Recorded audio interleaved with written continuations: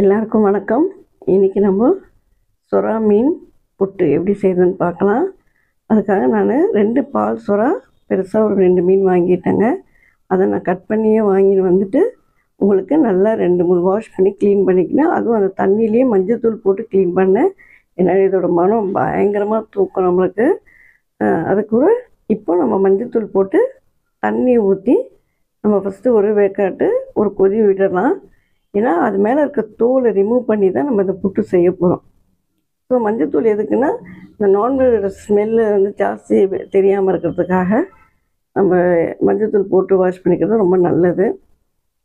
இதில் ஒரு கொதி வந்தோடனே பாருங்கள், அது மேலே தோல் அப்படியே ரிமூவ் ஆகும்.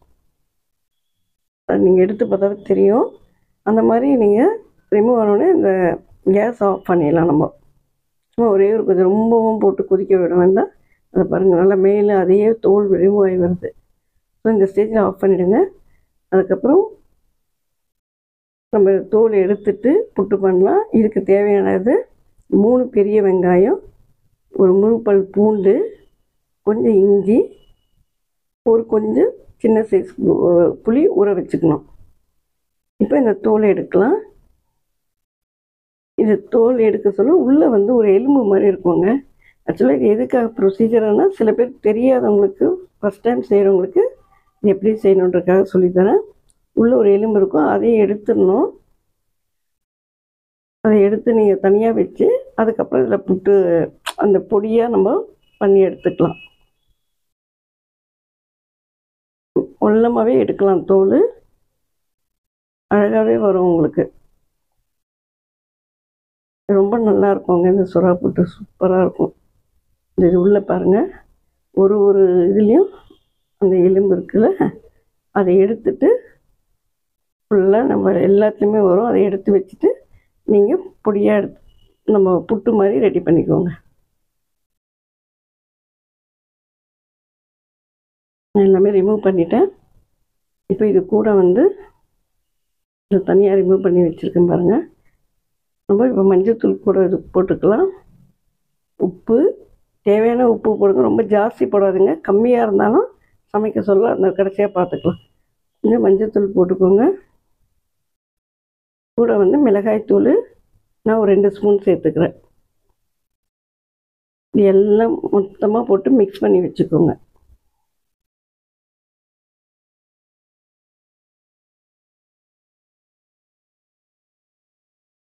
நல்லா அழகாக சூப்பராக மிக்ஸ் பண்ணிக்கோங்க.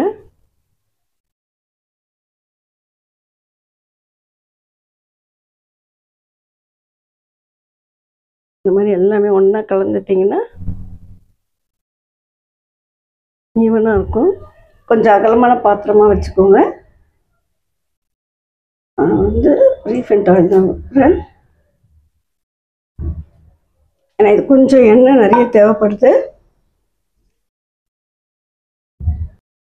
இதில் ஒரு 2 பச்சை மிளகாய் சேர்க்கணுங்க, அதை சொல்ல மறந்துட்டேன். அது இந்த மாதிரி சின்ன சின்னதாக கட் பண்ணி எடுத்துக்கோங்க. தாளிப்பெல்லாம் எதுவுமே வேண்டாம், வெறும் எண்ணெய் காஞ்சதோட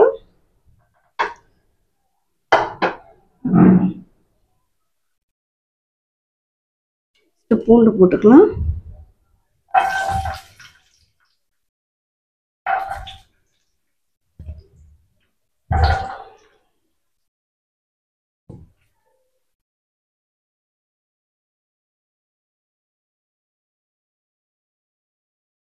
மிளகாய்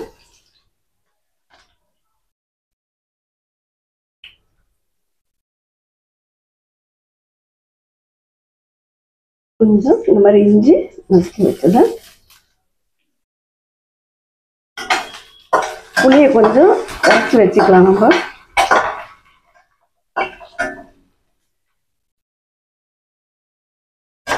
இந்த மாதிரி வெங்காயத்தை பொடியை நறுக்கி எடுத்துட்டு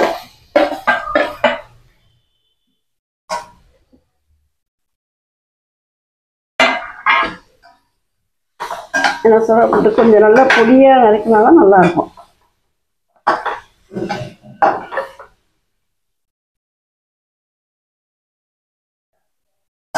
நார்மலாக நம்ம முட்டை பொரியல் பண்ணுவோம் இல்லையா, ஆனால் அதில் கொஞ்சம் பூண்டு போட மாட்டோம். பச்சை மிளகாய், வெங்காயம், மஞ்சத்தூள், மிளகாய்த்தூள் அந்த மாதிரி தான் கொஞ்சம் நல்லா வெங்காயம் வதங்கிடுச்சு. இன்னும் ஒரு 2 மினிட்ஸ் விட்டுட்டு நம்ம சொரப்பொட்டை போட்டுக்கலாம். சொரப்பொட்டை ஆல்ரெடி நம்ம மஞ்சத்தூள் மிளகாத்தூள்லாம் போட்டதுனால உப்பெல்லாம் ஆல்ரெடி போட்டிருக்கோம். போட்டுட்டு அதுக்கப்புறம் டேஸ்ட் பண்ணி பார்த்துட்டு வேணால் உப்பு கம்மியாக இருந்தால் மட்டும் சேர்த்துக்கோங்க.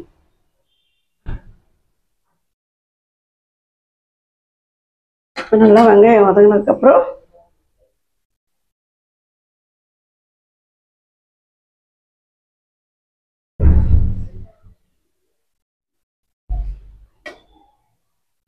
இந்த மாதிரி உதுத்து உதுத்து போட்டுக்கோங்க, புட்டு மாதிரி.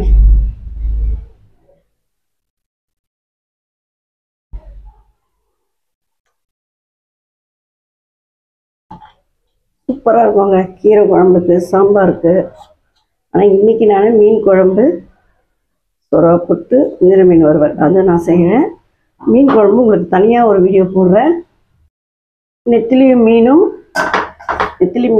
மாங்காய் போட்டு குழம்பு. இந்த மாதிரி முட்டை பொரியல் மாதிரி தான் இருக்கும் இது. ஆக்சுவலாக இது கடைசியாக கொஞ்சம் புளி ஊற்றணும், சூப்பராக இருக்கும் நல்லா. ஆனால் இது கைவிடாமல் நல்லா கலரிகிட்டே இருக்கணுங்க. அப்பப்போ கொஞ்சம் எண்ணெய் விட்டுக்கோங்க, அடி பிடிக்காமல் இருக்கிறதுக்காக.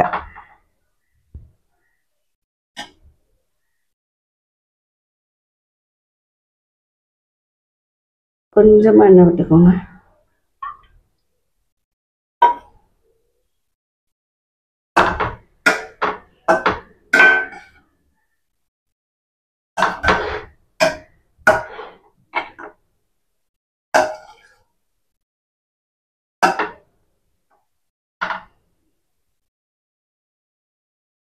கொஞ்சம் உப்பு காரெல்லாம் கரெக்டாக இருக்கான்னு பார்த்துக்கலாம். கரெக்டாக இருக்குங்க.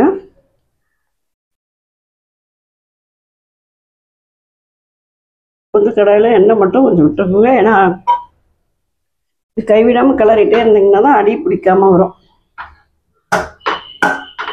நல்லா செவந்து வரணும் நம்மளுக்கு மிளகாத்தூள்லாம்.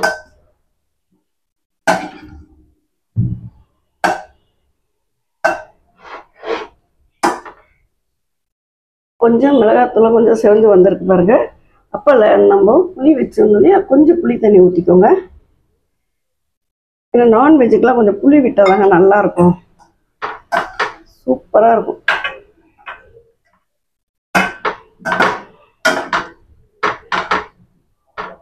இன்னும் கொஞ்ச நேரம் வச்சு